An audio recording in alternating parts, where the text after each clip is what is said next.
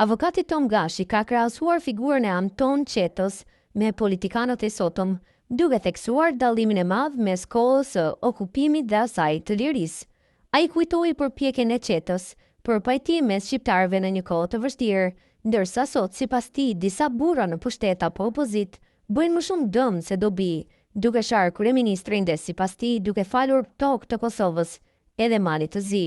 Koha ka ndryshuar, liria ka ardhur, por dallimi mes Anton Qetës dhe këtyre është sa një det e sa një mal, përfundon Gashi në vijim postimi i tij plot. Dallimi kur Kosova ka pasur burra si Anton Qeta, ishte okupimi, kur Anton Qeta me shokët të tij bëri gjithçka mundi për pajtim e për razi. Tani në liri janë do burra të tjerë që ditë e natë bëjnë zi e mazi e shkojnë deri aty e i falin tokë Kosove, edhe Malit të Zi duke e shah kryeministrin e vet, si është ma keqe, si është mazi, jo është me Serbi, jo është me Rusi. Kohët ka ndëruar, liria ka ardhur, por dallimi mes Antonit e këtyre burrave është sa një det e sa një mal, ka shkruar ndër të tjera ai.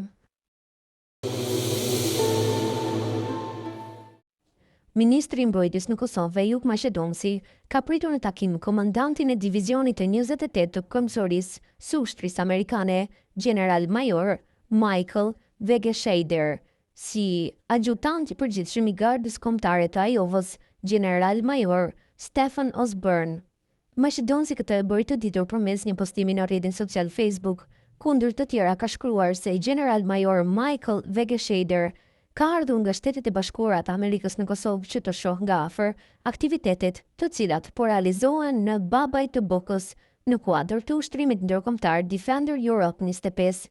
Tutja i tha si gjatë takimit krahas mirënjohjes që shprehur për faktin që kanë përzgjedhur pikërisht Kosovën për vendosjen e komandës së këtij divizioni, gjithashtu diskutuan edhe për pjesëmarrjen aktive të FSK-s në këtë ushtrim, e që është ushtrimi më i madh ushtarak në kontinentin e Europës. Pastaj diskutuan po ashtu rreth hapave të ndërmarra nga Ministria e Mbrojtjes dhe Forca e Sigurisë së Kosovës në implementimin e planit të përgjithshëm të tranzicionit,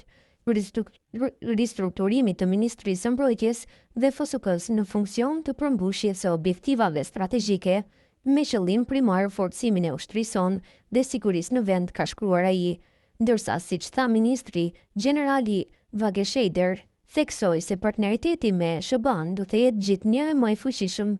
dhe do të vazhdojë në shumë aspekte në fushën e mbrojtjes. Shtetet e Bashkuara të Amerikës do të jenë gjithmonë shteti mik i yni, por dhe partner strategjik i Kosovës e aleat i përhershëm i vlerave demokratike, ka shkruar ndër të tjera Maqedonsi.